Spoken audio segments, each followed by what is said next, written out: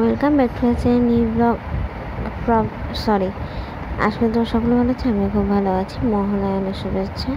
তোমরা সকলেই ভালো থাকো, সুস্থ থাকো। যা ঘটছে সেগুলো যেন সব কিছু ঠিকঠাক হয়ে যায়, প্রবলেম সলভ হয়ে যায়, আর যেন এরকম কোনো প্রবলেম কিছু না হয় আশা করি। আর পুজোটা সবাই সুন্দর করে ভালো করে কাটেও, কিন্তু পুজোটা না পূজার মতন মনেই হচ্ছে না। আর এত কাজকর্ম করে হাতগুলো কেমন লাগছে, সকাল থেকে উঠে আজকে আর ঘুমায়নি, অনেক সময় একটু শুই। আজকে মহালয় দিন ছিল, সকালবেলায় উঠে আমি বড়দের মহালয় দেখি না, সত্যি কথা বলতে। আমি অ্যানিমেশনগুলো দেখি, আমি বাকি যেগুলো হয় সেগুলো দেখে সব ঘরে সব কিছু চেঞ্জ করে পরিষ্কার করে দিয়েছি। আর তোমরা এই বিফোর আফটার লুকটা আমার ফেসবুক পেজে দেখতে পাবে, আর ইউটিউবে পরে দেবো আমি।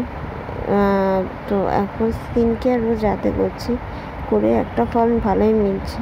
স্কিন কেয়ারটা করার পর টোটাল সুন্দরভাবে স্কিন কেয়ার করার পর রাতে যে ঘুমটা দিচ্ছি, তার ফলও সকালবেলা উঠে একটা আলাদা ফ্রেশনেস ফিল করা যাচ্ছে, একটা ফ্রেশ ভাব পাওয়া যাচ্ছে, যেটা আমি সবসময় করে থাকি না।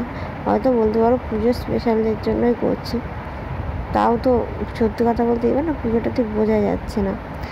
হ্যাঁ, আর চলো খাওয়া দাওয়া করবো। রান্নাবান্না তো কমপ্লিট হয়ে গেছে, খেতে বসবো, খুব খিদা পেয়েছে। এই যে শাক ভাজা ডিম নিয়ে বসেছি।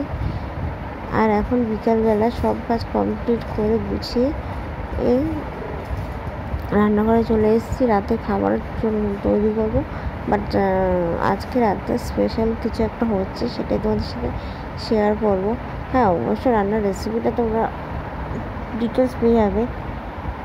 লুচি হবে, আর এইখানে দেখো ছানার কোফতা, যেটা আমি আমার স্টাইলে করেছি, একটু অন্যরকম। আমি একটু চটজলদি রান্নাগুলি দেখাই, তাড়াতাড়ি হবে। তো চলো, টাটা বাই, তোমরা ভালো থেকো, সুস্থ থাকো।